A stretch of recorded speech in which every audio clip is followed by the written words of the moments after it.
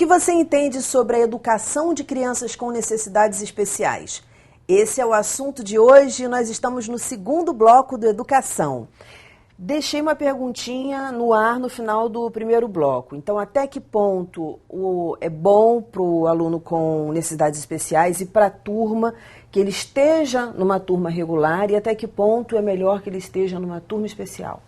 Importantíssimo para a criança especial estar numa turma regular é ela participar do momento com os seus pares, que é como a gente chama, com crianças que tenham a mesma idade. Se a gente está ali, a gente está pensando no desenvolvimento daquela criança. Então, eu tenho que proporcionar a ele a convivência, né, com crianças da mesma idade para que ele possa crescer, né, para que ele possa desenvolver. E, para os ditos normais, é um ganho fabuloso. Conviver com uma criança especial, eu acho que faz a gente repensar o ser humano. Então, questão de solidariedade, a questão de cuidado com o outro, questão de valor, que muito veio se perdendo ao longo da história, conviver com uma criança especial é maravilhoso. A gente tem muito mais a aprender. Diferenças, porque isso a gente já convive. A gente já convive. É respeitar a diferença. Trabalhar o respeito. Respeitar que aquela criança é diferente, que tem uma necessidade diferente da dela e perceber que essas pessoas existem no mundo, na sociedade, onde todos nós, e aquela criança inclusive está inserida. Ela vai precisar quando adulta, respeitar essa diferença, quando ela não mais estiver na escola, quando ela estiver no trabalho dela, quando ela estiver produzindo, quando ela for um adulto, isso é muito importante. Então, perceber essa diferença desde cedo é muito importante para ela também. Né? Existe algum caso em que seja melhor a criança com necessidade especial estar numa turma especial ou não? Em todos os casos ou em quase todos, 99%? Como é que vocês fariam essa definição, essa diferença? Existem sim casos, né, que são casos muito severos, em que a gente procura conversar, às vezes até com o responsável, que seria melhor a classe especial, sendo a classe especial uma classe de passagem. Então, quando a criança às vezes chega na escola, ela não tem aquela rotina escolar, né? E às vezes a criança deficiente chega na escola, ela às vezes não chega aos 6 anos. Às vezes ela vai chegar aos 9, aos 10 anos de idade dentro de uma escola. Sem ter nunca convivido num ambiente social que não fosse o da família. Exatamente. Isso às vezes é complicado para ela. Exato. Então, compreender aquela rotina escolar, às vezes é melhor que ela participe da classe especial, onde você tem um grupo reduzido, máximo 8 crianças dentro daquela turma, para que o professor possa fazer um trabalho pedagógico e social de interação com aquela criança dentro da rotina escolar, para aí sim ir incluindo aos poucos dentro da turma regular, para que a criança se sinta também confortável dentro do ambiente. E às vezes, dependendo do caso, cada caso é um jargão da medicina, né? Mas é verdade. Sim. Dependendo do paciente, às vezes é uma criança com muita agitação. E muita agitação psicomotora, a ponto de agredir o colega, morder a professora, enfim, ter um comportamento extremamente antissocial. Então, colocar essa criança numa turma de 30 crianças, gritando, correndo, pulando, com um único professor, no máximo um mediador, é difícil. Então, esse retorno da escola para a gente é muito importante. A gente precisa ter esse canal de comunicação. Porque isso, por exemplo, é indicativo do uso de medicamento para essa criança. Ou seja, essa criança precisa tomar algum medicamento que controle o comportamento impulsivo e agressivo dela. E, de repente, isso vai trazer uma melhora na socialização e uma melhora na escola. Todos os profissionais que lidam com crianças, com adolescentes, com menores, na área da saúde, na área da educação, sempre dizem isso aqui no programa. A importância da comunicação, né? Porque nenhum diagnóstico e nada é fechado por um profissional só. Eu costumo dizer o seguinte, né? nada pode ser pior do que fazer o seguinte. O médico mexia a panela para a esquerda, né? A fonoaudióloga mexe a panela para a direita, a terapeuta ocupacional não mexe a panela, tampa a panela e o neurologista desliga o gás ou aumenta o gás. Esse tratamento, essa receita, esse sucesso dessa criança merece a integração entre essas pessoas, e isso às vezes é difícil. É difícil porque muitas vezes essa criança faz fonoaudiologia, terapia ocupacional num CAPSI ou em algum outro local. O médico não está inserido naquele CAPSI, está em outra unidade, e aí às vezes esses profissionais não conseguem se falar, quando muito se a gente se fala através de bilhete, laudo e etc. E se a gente pudesse ter um local onde todo mundo, onde a gente pudesse fazer uma videoconferência, ideal, né? E E discutir papel... paciente, porque o tratamento dessas crianças tem que ser individualizado. Né? Não é porque eles têm, exatamente, não é porque eles têm deficiência intelectual, ainda que eles tenham o mesmo nível de deficiência intelectual. O João tem uma necessidade, o Pedro tem outra necessidade. Eles têm o mesmo nível de deficiência intelectual. Tem uma deficiência intelectual leve, por exemplo. Mas o João precisa, de repente, mais terapia ocupacional, mais fonoaudiologia. O Pedro pode integrar mais na escola. As famílias são diferentes. O âmbito social, o ambiente onde essa criança está inserida, interfere diretamente em como ela vai funcionar. Né? E agora, para o professor, né? Como é que quais as estratégias que o professor pode utilizar para, por exemplo, respeitar o ritmo desse aluno com necessidades especiais e, ao mesmo tempo, respeitar o ritmo da turma no que diz respeito a atividades, a conteúdo? Como é que isso funciona dentro de sala de aula, Adriana? Primeira coisa, eu falo muito lá na escola, que a gente tem que olhar o aluno, o indivíduo. Não importa que tipo de deficiência ele tenha, como ele é, como ele funciona, como ele reage.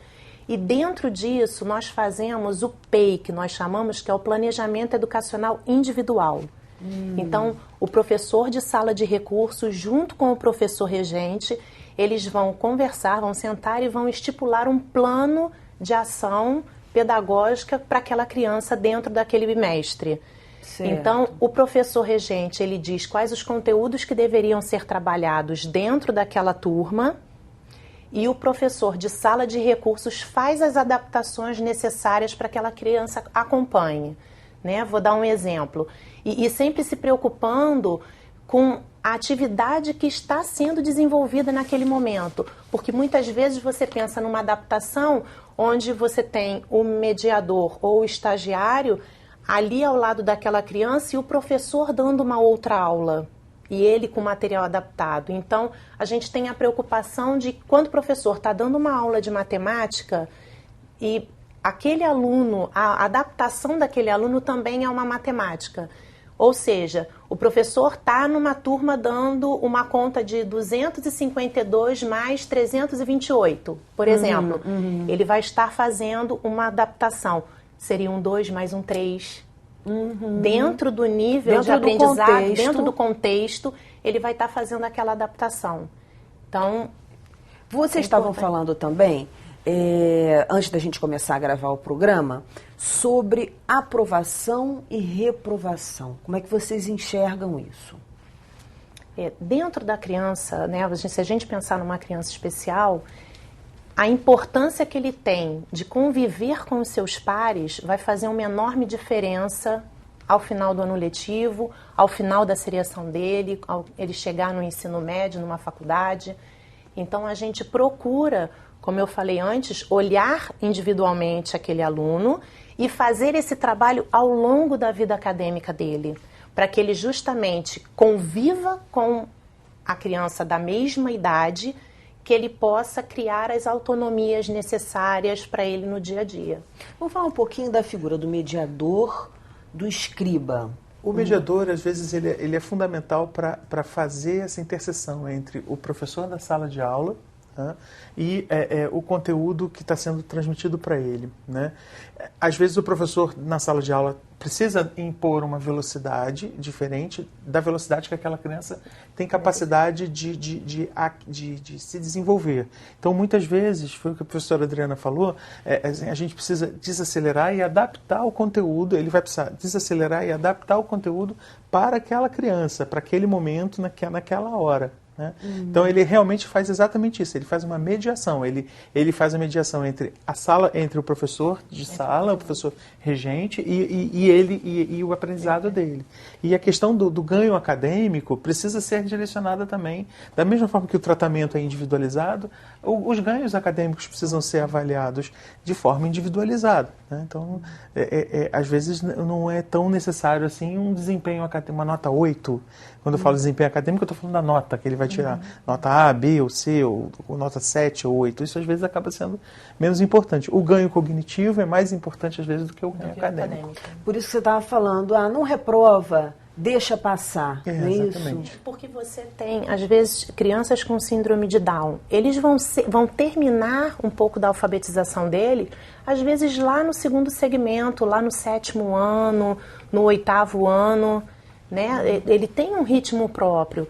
Então, é importante realmente que a gente tenha um olhar individual para que a criança possa, academicamente, né, pedagogicamente falando, ele chegou alfabetizado lá no 6º ou no 7º ano. Mas o ganho que ele teve social, né, emocional, foi muito maior. É o que eu digo para os meus alunos, assim, tratar de uma criança assim, a gente não tem um padrão, né? Não tem uma receita, não tem uma receita, fórmula mágica. Tem um protocolo, algumas dicas, tem um protocolo né, a você seguir, mas é preciso, é fundamental adaptar isso àquela realidade, àquela criança, né? Acredito que na escola também, assim, a professora talvez precise adaptar e reconhecer naquele aluno quais são as dificuldades e as potencialidades dele também. Nós dizemos muito lá na escola que a gente nunca trabalha com as dificuldades. Nós trabalhamos com as possibilidades e com as habilidades. A gente não olha para aquele aluno como ele sendo, nossa, vai ser difícil, qual a dificuldade que ele tem. Não. Que bom, a gente tenta encontrar uma habilidade, às vezes para um teatro, para uma produção de texto, para uma música. Então, a partir dali, a gente vai trabalhar pedagogicamente com aquela criança. Esse é o foco, realmente, né? A gente trabalhar as habilidades e não as dificuldades. É quase que uma coisa que foi feita à mão, né? Tem que ser feito o tratamento, e às vezes até o próprio tratamento medicamentoso precisa ser dosado gota a gota. Às vezes 2 gotas do remédio faz toda a diferença do mundo, e para mais ou para menos, né? E acho que a abordagem pedagógica também deve ser mais ou menos parecida. A gente está no finalzinho do programa, então, só para ver se eu compreendi bem. Na questão educacional, na escola, o professor que trabalha numa turma regular com um aluno incluído, ele precisa de um apoio, ou seja, ele precisa de um mediador, ele precisa dessa figura. É fundamental, porque a gente não tem como trabalhar o máximo que a gente pode, trabalhar toda a potencialidade daquele aluno, se a gente não tiver o mediador ali ao lado dele, né? Como o doutor falou, às vezes ele tem uma agitação muito grande. Então, ele com o mediador ao lado, o mediador vai perceber o momento da agitação dele e às vezes é preciso que ele saia um pouquinho, que ele volte mais calmo e retorne para a sala de aula para dar continuidade ao seu trabalho. E o professor, dentro de uma sala com mais 20, 30 alunos, ele tem que dar atenção para os outros também, e às vezes ele não pode fazer essa ponte, atender a necessidade desse aluno como um todo. Tá certo, muitíssimo obrigada pelas dicas. Quer dizer, dica número 1, tá sempre procurando ver a potência, né, a potencialidade do aluno. Dica número 2, as escolas têm que ter um mediador dentro de sala de aula. Dica número 3, na maioria dos casos é importante que o aluno seja sim incluído numa turma regular, porque isso tem ganho para eles, para o profissional, acredito que também, e para a turma, e comunicação entre os especialistas, que essa dica aí eu acho que é de todos os programas. Fundamental. Quando um faz uma coisa, o outro, aí às vezes quem fica no meio é a criança. Ela poderia render muito mais e ela acaba ficando mais devagar, porque ela acaba tendo esse desencontro entre as pessoas. E a dica número alguma coisa, que é o diagnóstico precoce. Sim. A detecção precoce dessa criança pela família e pelo profissional de educação é fundamental. Muitas vezes, essa criança chega a gente com o encaminhamento da professora. Não é raro isso acontecer. Acho que no meu ambulatório acontece Algumas vezes por mês, pelo menos uns 2 ou 3 vezes, quem manda, quem encaminha é a professora. Ou às vezes é o médico dizendo assim, a professora mandou encaminhar. Falando isso. Tá certo, muitíssimo obrigada pelos esclarecimentos, Obrigado pelas dicas, parabéns pelo trabalho. Obrigado. E voltem sempre. O nosso programa está terminando e se você quiser ver novamente, basta acessar o site www.tvalerj.tv. Para mandar sugestões, perguntas ou fazer críticas, escreva para nós no educa@tvalerj.tv. E fique ligado no recadinho deles, aí pertinho dos créditos que vão começar a subir. Educação, se você não se envolver, não rola. Até a próxima, TV Alerj, o canal do povo fluminense.